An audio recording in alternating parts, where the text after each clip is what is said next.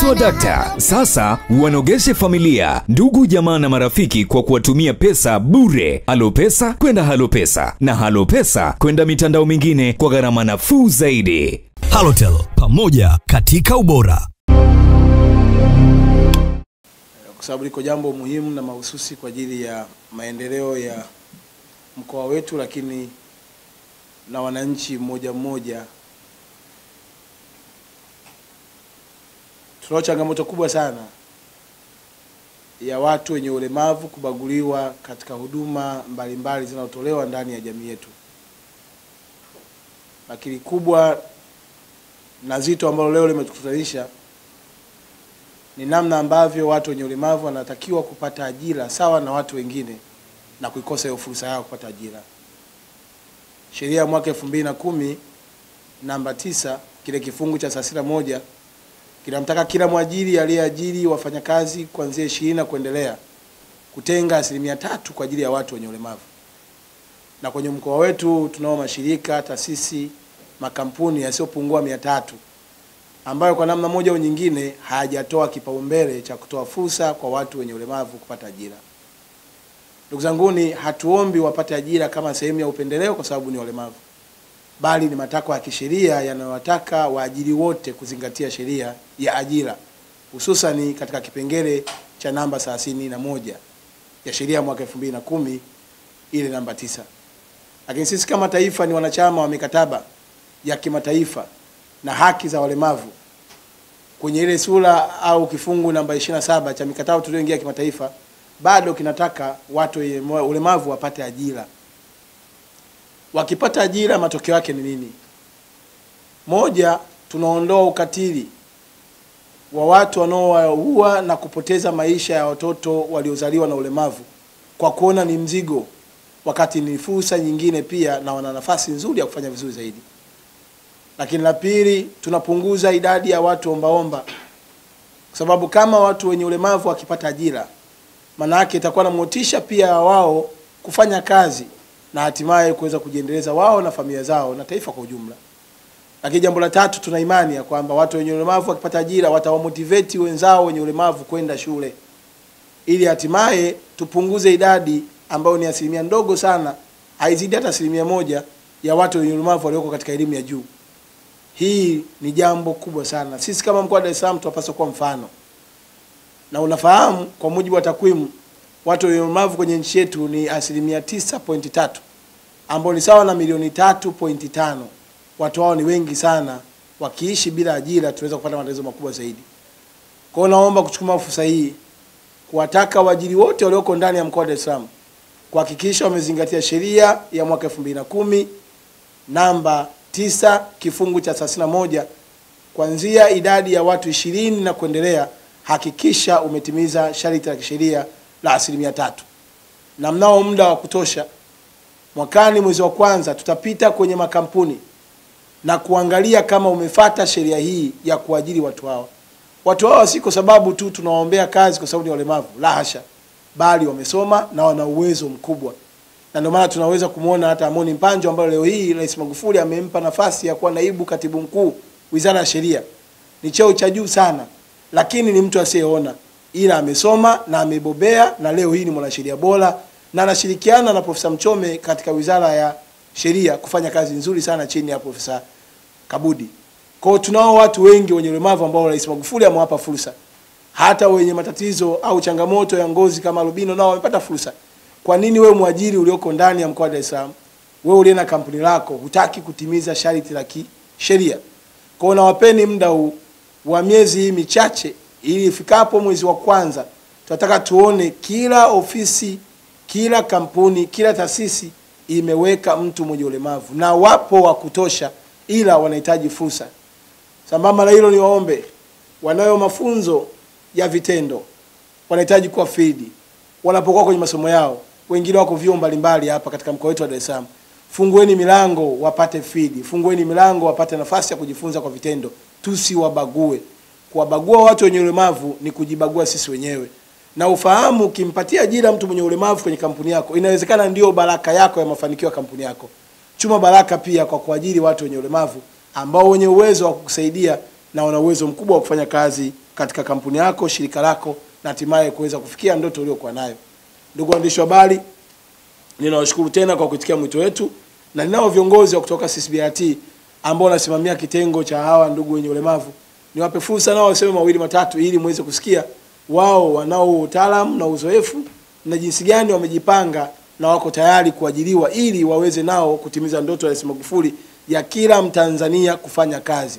Ulemavu si kigezo cha kukosa kazi, ulemavu si kigezo cha kukosa elimu, ulemavu si kigezo cha kuwa maskini, bali ulemavu ni changamoto ambayo Mungu akikupatia bado hawezi kukunyima suluhisho, na sisi wananchi tusiwe sehemu ya kuwakandamiza na kuwanyima fursa hiyo ya wao kupiga hatua ya kimaendeleo. Ndugu yangu, karibu. Kama ambavyo Mheshimiwa Mkuu wa Mkoa amesema, CCBRT kwa kushirikiana na CHEFA, lakini pia tunashirikiana na ATE ambao kwa leo hawako pamoja nasi hapa, tunatekeleza mradi ambao unaitwa ujumuishwaji kwa watu wote. Na kwa nini mradi huu? Mradi huu umelenga kuaddress changamoto ambazo mkuu wa mkoa amesema. Watu wenye ulemavu pamoja na kuwa na uwezo hawajawa represented kiasi cha kutosha katika ngazi mbalimbali za ajira na nafasi mbalimbali za ajira. Nishukuru kwa jinsi ambavyo awamu ya 5 serikali ya awamu ya 5 ambavyo imepanua wigo na fursa kwa watu wenye ulemavu hata kuwapa nafasi za uongozi katika ngazi ya juu kama ambavyo Mheshimiwa Mkuu wa Mkoa amesema. Tunafanya nini CCBRT? Ambao lengo hasa ni kujenga uwezo wa watu wenye ulemavu kiuchumi kwa kuwawezesha kupata ajira kutoka kwenye sekta binafsi, lakini vile vile kwenye sekta ya umma, lakini vile vile kuwawezesha kuweza kujiajiri. Tuna kazi kadhaa ambazo tunazifanya. Moja, tuna database, tuna kanzidata. Na hiyo kanzidata tunawaorodhesha watu wenye ulemavu ambao wanatafuta ajira. Na kwenye kanzidata yetu tuna watu kuanzia masters, shahada ya pili, mpaka wale darasa la 7 na wasiokuwa na elimu.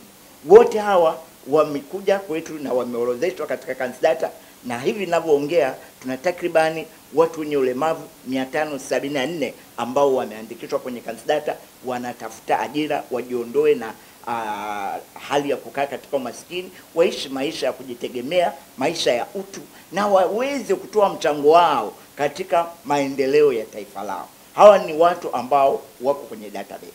Lakini pia kupitia programu hii wenzetu wa CHEFA wao wanatoa mafunzo wale ambao hawakubahatika kupata elimu ya juu, wale ambao wamemaliza darasa 7 katika mafunzo ya ufundi stadi, upishi, kutengeneza bustani, mambo ya saluni, mambo ya usafi. Yote hii ni katika kuwapa ujuzi ambao hawa watu wanaweza wakapata ajira katika sekta binafsi au katika sekta ya umma. Lakini vile vile kupitia chama cha waajiri ATE, watu wenye ulemavu hawa wanafundishwa namna ya kuweza kupata ajira, kwa maana ya anawezaje kushiriki kwenye interview, anawezaje kutengeneza CV yake, anawezaje kuishi na wafanyakazi wengine mara anapopata ajira. Hiyo ni kazi ambayo wenzetu wa ATE wanaifanya kazi kwa vizuri sana. Kama ambavyo Mheshimiwa Mkuu wa Mkoa amesema, tunaishukuru vizuri kabisa tena sana serikali yetu ya Jamhuri ya Muungano wa Tanzania kwanza kwa kuridhia mkataba wa kimataifa wa haki za watu wenye ulemavu wa mwaka 2006 ambapo Tanzania tuliuridhia mwaka 2009. Mkataba huu katika kifungu cha 27 kinasema kwamba nchi wanachama zitafanya kila linalowezekana kuhakikisha kwamba watu wenye ulemavu wanapata fursa sawa ya kuajiriwa, na kwamba waajiri watajitahidi kuhakikisha kwamba mazingira ya mahali pa kazi yanakuwa jumuishi kwa kuzingatia mahitaji ya watu wenye ulemavu, na kila itakapowezekana mazingira ya kazi yatarekebishwa pale itakapobidi ili mtu mwenye ulemavu aweze kufanya kazi. Lakini pia tuna sheria ya watu wenye ulemavu ya mwaka 2010, kifungu cha 31 kinaeleza kama unawaajiri 20% wawe ni watu wenye ulemavu. Lakini uzoefu wetu ni nini? Tumeona kwamba waajiri wengi bado hawatekelezi jambo hili. Na hii inatokana na tafiti ambazo zimefanyika, japo nyingine ni data za nyuma kidogo. Kwa mfano, utafiti mkubwa kabisa wa 2008 wenyewe ulionyesha kwamba ni asilimia mkusi watu wenye ulemavu ulifanywa na National Bureau of Statistics, ulionyesha kwamba ni 3% tu ya watu wenye ulemavu ndio walikuwa kwenye ajira za kulipwa na 5% ndio walikuwa kwenye ajira zisizokuwa rasmi. Unakuta kwamba ni idadi ndogo. Na sisi BRT katika kazi zetu za kujaribu kuhimiza ajira kwa watu wenye ulemavu, tulifanya tafiti huko nyuma. Kwa mfano katika jiji la Dar es Salaam mwaka 2010, takwimu za nyuma najua mambo yatakuwa yamebadilika, lakini naweka msingi kwamba hiyo hali kwa sababu bado tunaiona mpaka sasa ipo. Tulipitia makampuni 126 yaliyopo hapa Dar es Salaam yenye wafanyakazi zaidi ya 25,000. Niambie ni asilimia ngapi ya watu wenye ulemavu ambao walikuwa kazini? Ni asilimia 0.3-0.7. Kutoka kwamba ni kiwango kidogo. Tukarudia tena kufanya utafiti mwaka 2012. Hapo tukasema tuende mikoa mingine, tuiache Dar es Salaam. Tukaenda Tanga, tukaenda Arusha, tukaenda Morogoro, tukaenda Mwanza na tukaenda Kilimanjaro. Na tukachagua makampuni kama 50, yaani makampuni kadhaa ambayo yana wafanyakazi kuanzia 20 na kuendelea. Takwimu zinaonyesha kwamba katika ambayo kwa ujumla wake walikuwa na wafanyakazi zaidi ya 20,000, ilionekana ni asilimia 0.4 ndio waliokuwa wenye ulemavu.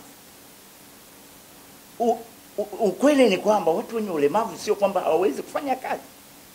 Na kwenye tafiti hizo ilionekana kwamba watu wenye ulemavu hawaajiriwi kwa sababu ya mtazamo hasi wa waajiri kwa watu wenye ulemavu. Na mimi mwenyewe ni ushahidi tosha. Wakati nilipomaliza masomo yangu ya chuo kikuu natafuta kazi katika jiji hili la Dar es Salaam, kwenye ofisi moja kubwa nimeingia na tambaa, nilichoambiwa, ndugu, leo sio siku ya omba, wakati nilikuwa na appointment na human resource officer. Sasa unajaribu kupata kama mtazamo wa waajiri uko hivyo, kwamba kila mtu anayetambaa mwenye ulemavu anaonekana ni omba. Kumbe ni mtu ambaye ni potential. Kama angeajiriwa angeweza kuchangia taifa, lakini pia akaendesha maisha yake pasipo kutegemea watu wengine. Lakini pia wengi walionekana kwamba bado hawajajua sheria na sera zinazozungumzia ajira kwa watu wenye ulemavu. Hiyo ni shida, hata kumwambia tekeleza, atawezaje kutekeleza kama hajui? Na ndipo ambapo sisi BRT kwa kushirikiana na wadau wengine tumefanya uelimishaji wa kutosha kabisa, na tunaendelea kutoa uelimishaji kwa waajiri juu ya sheria na sera zinazozungumzia ajira kwa watu wenye kwa ajili ya watu wenye ulemavu. Lakini wengine wakasema mtu mwenye ulemavu hawezi kufanya kazi kama mtu asiyekuwa na ulemavu. Kwa hiyo mimi nitakuwa napoteza naingia hasara. Ukweli si hivyo. Tafiti zimeonyesha watu wenye ulemavu wengi wanafanya kazi vizuri na wako committed mahali pa kazi. Wengi wako on time na wanadumu kwa muda mrefu. Yaani retention mahali pa kazi ni kubwa kwa watu wenye ulemavu. Kwa hiyo na mimi mwenyewe ni mtu mwenye ulemavu. Na kwa mkoa pia amelisemea hili kwamba unapompa fursa ya kazi mtu mwenye ulemavu, humsaidie yeye tu, unasaidia na familia yake. Kuna watoto, kuna ndugu zetu ambao wanatutegemea. Mimi ndugu zangu sasa ndiye ninayewasomesha. What if kama nisingepata fursa ya ajira? Mimi ndiye ninayewatunza wazazi wangu. What if nisingekuwa nimepata ajira? Kwa hiyo unapomwajiri mtu mwenye ulemavu, humtoa yeye tu katika dimbu la maskini, bali unaitoa pia na familia yake. Tanzania pamoja na dunia nzima tunatekeleza maendeleo endelevu, sustainable development goal. Na kauli mbiu ya maendeleo endelevu inasema asiachwe mtu nyuma, leave no one behind. Sasa tunapoliacha kundi la watu wenye ulemavu, tutafikia kweli maendeleo endelevu? Tulikuwa na maendeleo ya milenia ambao tulimaliza kutekelezaji wake mwaka 2015. Na moja ya sababu ambayo ilifanya maendeleo yale yasifikiwe ni kwamba baadhi ya makundi maalum katika jamii hayakuwa yamepewa fursa sawa katika michakato ya kimaendeleo. Kwa hiyo wito wetu kama ambavyo na niwaombe kabisa waajiri, tufungue milango ya ajira kwa ajili ya watu wenye ulemavu. Watu wenye ulemavu wenye uwezo wapo.